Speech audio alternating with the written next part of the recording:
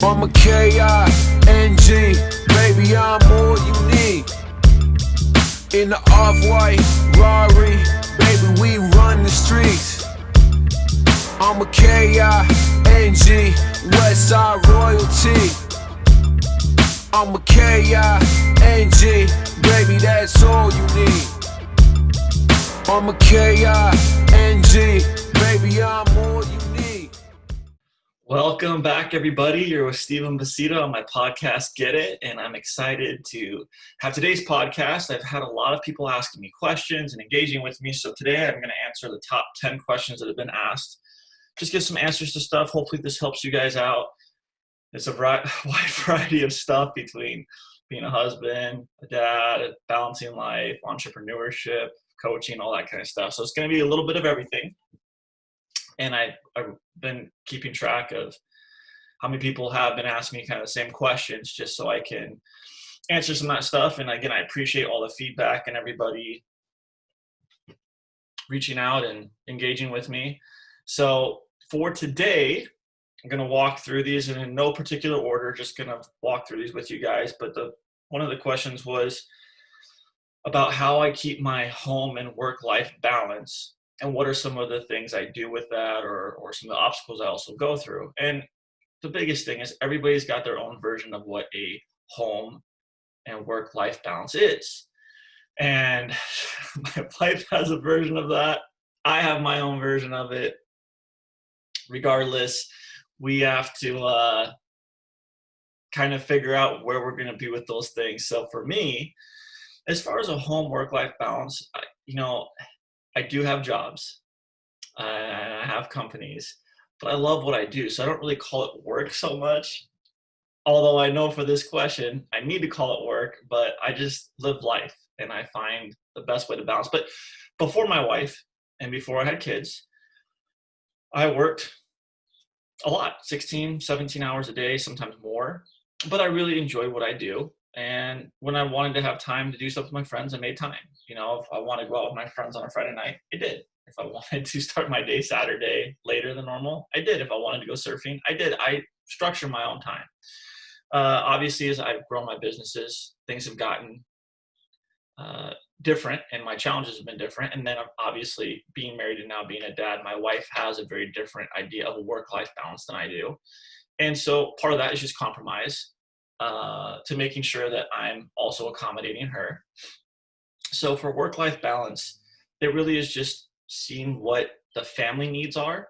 Do I need to pick up my daughter from school? Do I need to drop her off? What's going on with my wife? What are my responsibilities immediately? Family being, for us in our structure of the home here, it's faith, family, and then work and everything else, right? So, as far as our faith, do we have church or something going on? Then the second thing is being, all right, with family, what do we have this week? What does my wife have that she has to take care of? And I definitely need to take care of our daughter. As far as what do I have going on? All those different things. So I structure my week around that. I've been really blessed because I do have my own companies. I have employees and stuff. And so I've been able to mitigate what I need to and allot the time I need to for the different things, being what my daughter's needs are, my wife's needs are, my own needs are. So I wouldn't say that for balance purposes, it's week by week. It just goes in that order. And then I just make sure that, when we're not in the coronavirus time, which we are, me and my wife used to go on date nights pretty regularly, once a week typically. And maybe it wouldn't even be a date night. Sometimes we just do a date lunch. Her office was really close to my main campus for my gym business. And so I'd be able to just go pick her up and take her to lunch, but just time for us to connect, which is really good for marriages. You need that. The times that we've had more speed bumps in our marriage was when we were not doing those things. With the coronavirus, we're not doing date nights, but we spend a lot of time together. I'm working from home a lot. My wife is 100% working from home. She does not go out. So we have a lot more home time together. My biggest challenges being a dad, this is the second question. What's the biggest challenges that I have as being a father? I don't really have any challenges just yet that I would say are anything hard. My daughter is about to turn 4, and my wife is pregnant with our second child, so I haven't had the new challenges that are going to be presenting themselves. So as far as big challenges, Scarlett's so young and it's pretty easy to manage her schedule, but it would just come down to schedule. If I have something big going on and my wife has something big going on, then trying to find a babysitter or something, because we don't have any family near us. So it just boils down to, having some reliable people in our lives, which we do. We've been very blessed with, and then just communication and having things set up. In full disclosure, as much communication as I do all the time with everybody, I'm also not great sometimes at communicating things with my wife that are really important, and vice versa. We think we tell each other something sometimes we don't, or maybe we did tell the person and then they weren't fully present, didn't hear it. That can sometimes be an issue, and that'll probably be our biggest challenge, really. And then the next question was, how do I structure my day with all the different things I have going on? And that's a great question. And so I used to be a night owl. I would be up until 2, 3 in the morning. I love staying out late. I love being up late. I was just a night person, and I was not necessarily a morning person. However, with owning your own businesses and having early starts to everything, and with the different stuff that I do have, I'm definitely a morning person now. I'm in bed, not always necessarily get to bed early, but for the coronavirus time, I'm in bed by 9, 10 at night, which is nice. I fully admit that that's not normal life for me. I usually have meetings that I sometimes take at 9, 10 at night, so I'll be in bed by 11:30, 12. But I usually get my day going between 4:30, 5:30 in the morning, typically 4:45 to 5. Again, with the coronavirus right now, I'll start my day at 6:37, so I am getting more sleep, and I have utilized this time for rest. That's something that I didn't get a lot of pre-coronavirus, and due to that, I have made it an important priority in my life to be resting during this time period, because I know going back to life after this is over, I'm going to be back in my early mornings, 6 o'clock, 5 o'clock, and going till late. So I've accepted that. I enjoy what I do. There's no problems there. So that'll be, how my life is structured. So anyways, let's say that we're not living in the coronavirus right now. So I get up at, let's say 5. Well, actually 4:45 is more accurate. So I'd be up by 4:45. I already have my breakfast ready to rock and roll. I've gotten up, I've put on my clothes, I've grabbed everything. I prepared my night before what I need. So I'll put everything in a backpack really quickly. So I get up, grab my backpack, grab my clothes, get dressed, brush my teeth, go downstairs, grab my coffee, grab my protein bar. I'm out the door, and I would be at my first meeting or my first client or whatever was going on that day. I would be there and ready to rock and roll right away. And then my day is just meetings, trainings, phone calls, work meetings, anything I need to do for the day. And then that just literally, once my day gets going, it goes until 8, 9, 10 at night. Coaching my teams, private trainings, training athletes or clients at my gym, staff meetings, just because I do have so many different businesses, it's just going. So between, let's say 5 till at least 9 p.m. at night, it's strictly work. If I do have downtime, and I'll work out a couple times a week, 2, 3 times a week with clients, usually an athlete or something, I will work out with someone. So I get a workout in. And then I'll kind of have small meals throughout the day. So I'm not just having one big meal. It's just kind of snacking through the day, keep my metabolism burning. I'll have my protein shake after a workout and stuff. And then if I have any downtime at all, typically I'm reading one of my books. I do my devotions in the morning on my way to work. I usually listen to a sermon or something, or I'll just listen to a daily devotional that's audio just as I'm getting my day going, because I do want to get that time in, as I am a practicing Christian. And then outside that, everything is already, my days are planned. I mean, I have 3 or 4 schedules. I have 2 physical copies that I carry, both a little different. and they have different needs or different purposes. I mean, and then I have my digital calendar, so my phone's constantly beeping at me, which is great. And then I have this big schedule I put on my wall at my office at my gym, which is currently closed and shut down as we look for a new location. So that's kind of how I structure everything.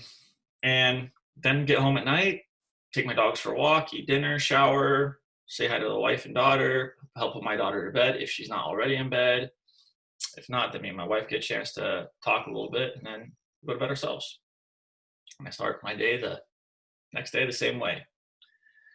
The fourth question was the biggest challenges for me in being a father. And it just comes down to time management for me.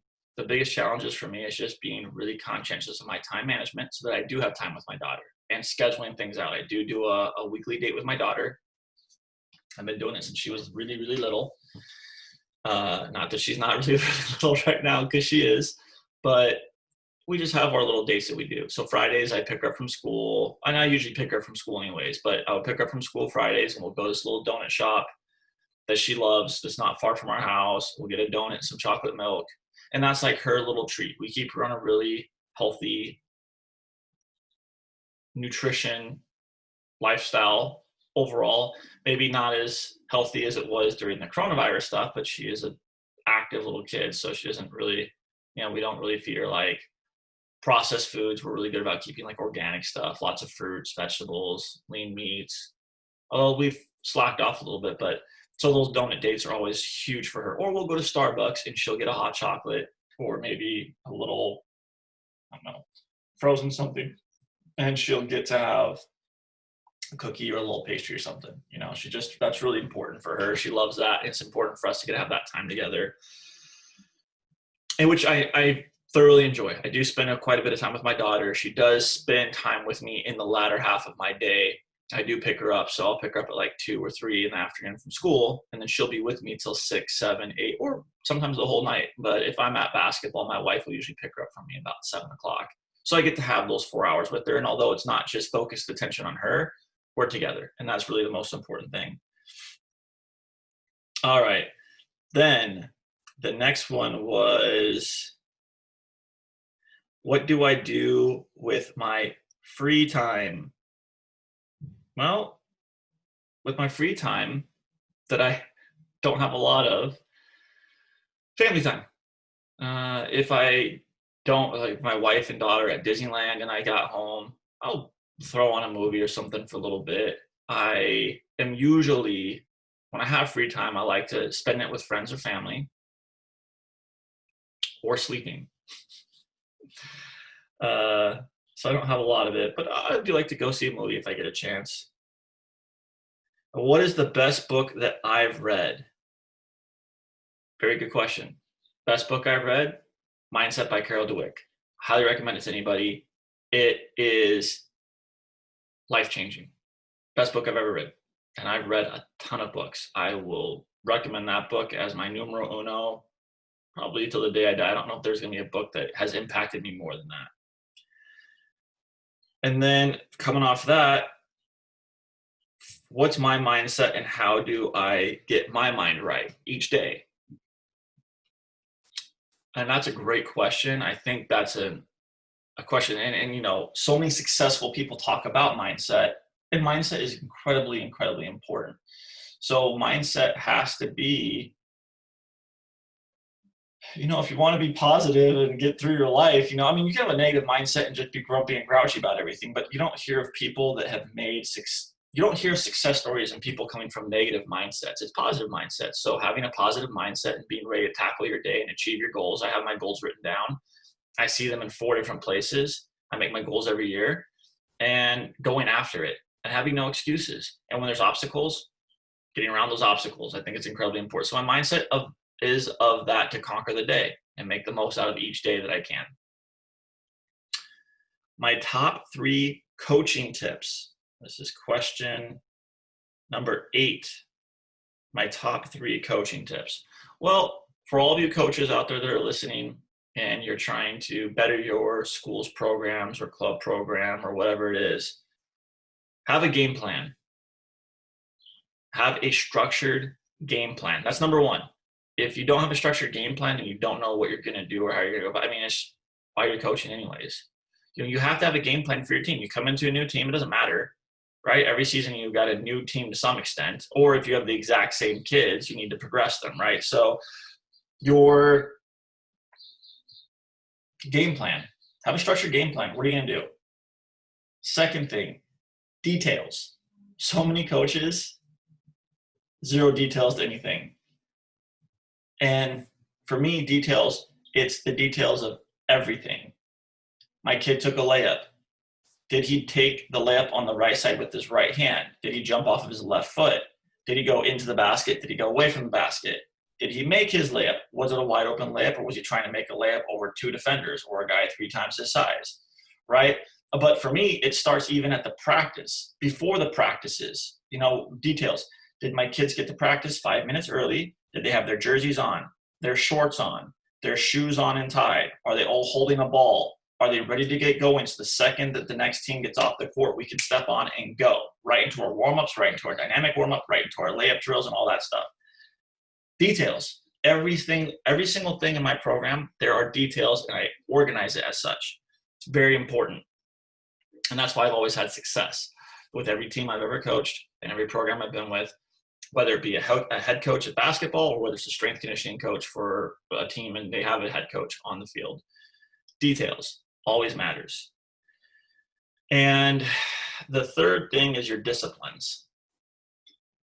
Game plan is 1, details is 2, disciplines is 3. You have to have accountability. You have to have disciplines. You have to discipline kids if they're late. Okay? Discipline them or discipline the team. If you don't do those things, you're opening up the gate of the kids running the program and you just being a body there as an adult. Not running anything. You're just letting the kids run it. You're just standing around hanging out. It's not a good way to have a winning program. There's no successful programs where the kids all run it. Never heard of it in my life. As a coach, you need to be the coach. Tell all my kids, on the court, I am your coach, you're my players. I'm not your friend, you're not my friend. Off the court, I'm your best friend. I'm here for anything you need. You got something going on, come to me, I will help you. On the court, you are my players, I am your coach. That's the way it is. We're in the weight room. I'm your coach, you're my students. You're my athletes. We're friends afterwards. We're not friends in the weight room. We're not friends on the court. There has to be that distinction. And I explain those things, but it's very important. It's incredibly important having a successful program. 9th question, how I resolve conflicts. It was a pretty broad question, actually, so I'll do it in 2 ways. How I resolve conflicts between me and another person, and then how I resolve conflicts between 2 people that are not me. So for me, conflicts, and it wasn't really specific to personal or work or anything, but I resolve all my conflicts in my personal life pretty much the same way. I sit down, or whatever, I'm with the person, I listen to what they have to say. And I give them the full time. You're going to say whatever you don't want, just say it all. I'm going to give you the full floor. And if I might ask a question beforehand, like, is there a lot of things that you're bringing to the table? Like, should I be taking notes so I can make sure I respond to things appropriately? Half the time, most of the time it's no, it's just 1 or 2 things.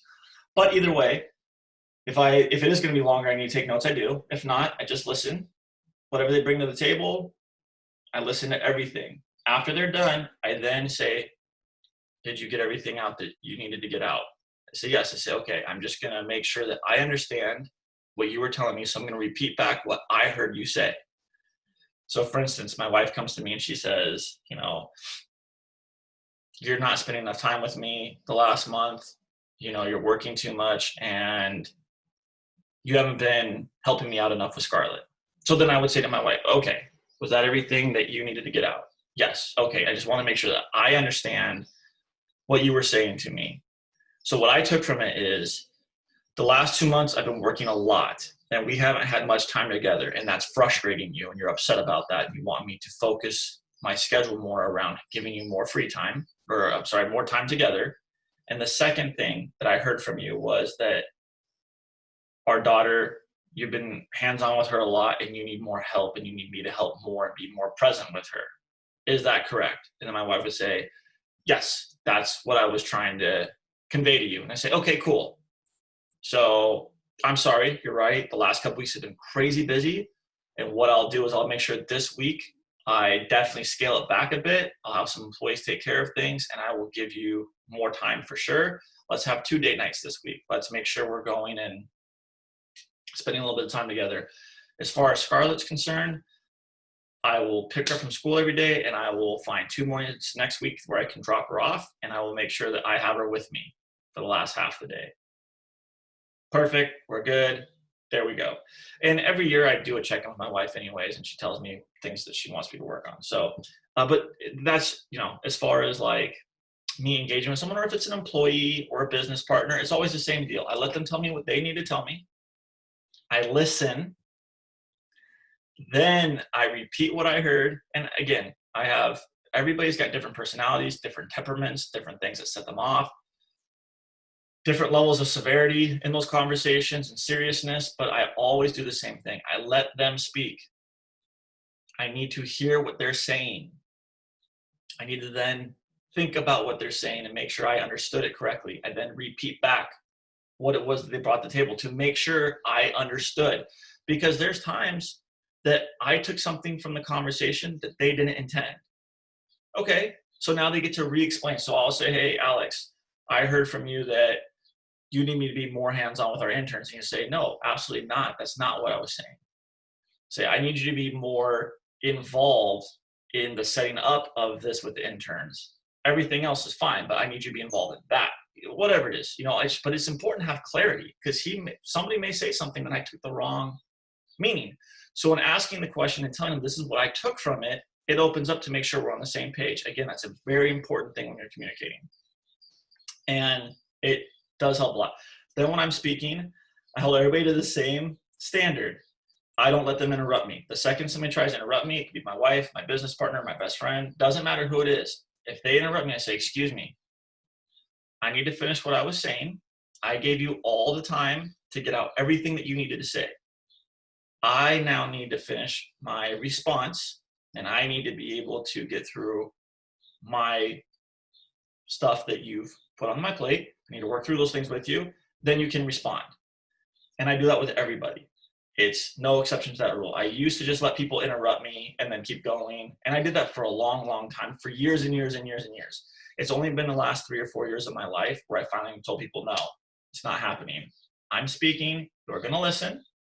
And then when I'm done, then you can speak again.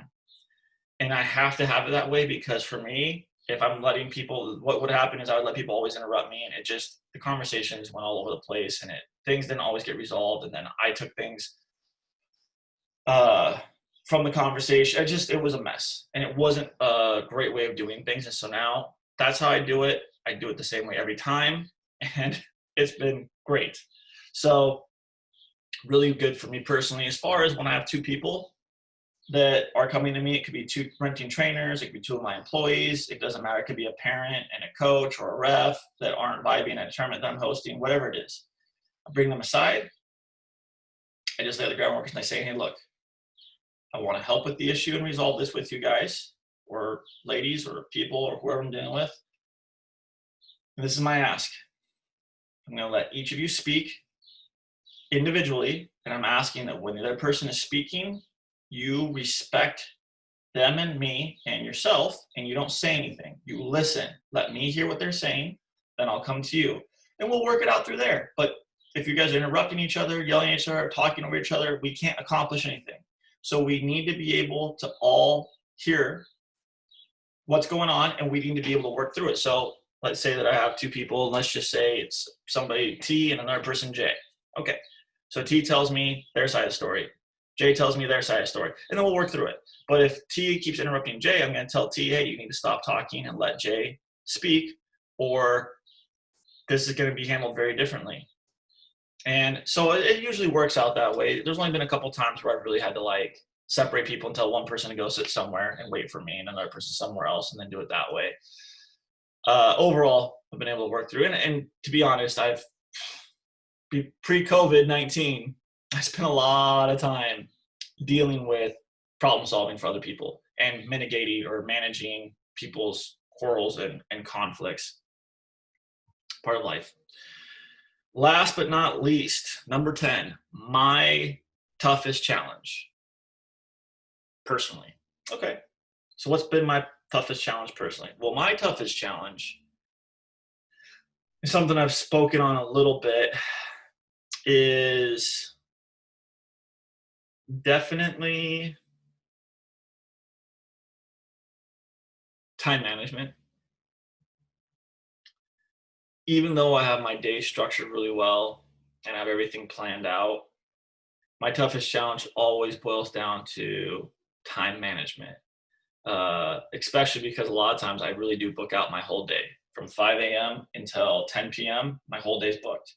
So then being able to deal with things that may get thrown into the works there, that can be a challenge for me. It can be a huge challenge because if I have something thrown at me that I didn't have planned out in my day and it's going to take up quite a bit of time, it really can throw my day into a bit of a tizzy. So I've done better over the years, especially as my businesses have grown and everything has moved forward in the, well, for me, right way. Opening up a couple hours a day where I actually schedule myself nothing, or at least an hour where I'm able to schedule myself nothing. And that way I've learned that I need to schedule an hour of nothing. It gives me that buffer. So for instance, I'll schedule from 12 to 1 or 1 to 2 or 11 to 12, an hour where I have literally nothing. And I'll hold to that because I know that that hour will get filled with something typically. And then I'm not going into my afternoon running late. And even then in the afternoon, late afternoon, early evening, I'll usually schedule like maybe a half hour buffer if I can, just for traffic, any issue I need to address. It differs on the day. It just depends what that day looks like. And I don't do it every day, but I do it for a majority of my days just because I know that I have to deal with different fires that are unexpected. My Mondays, I call my firefighter days. Mondays, especially for the basketball world, we have tournaments on the weekends. So like Saturday, Sunday, we'll have our tournaments. So Monday, I'll have to deal with all of the issues from the weekend. It could be coaches, parents, players. It could be within our tournament director. Something could have gone awry. But I leave Monday for my fire days, taking care of everything. And the same for all my businesses. Usually Mondays is when all the problems come up. And I'm just dealing with conflict resolution all day on Monday. So having time management is definitely a big thing. But I hope this has been great for everybody. I really appreciate all of your engagement, questions, messages. Please, again, my Instagram handle is going to be located below. Please make sure you subscribe to our YouTube channel here.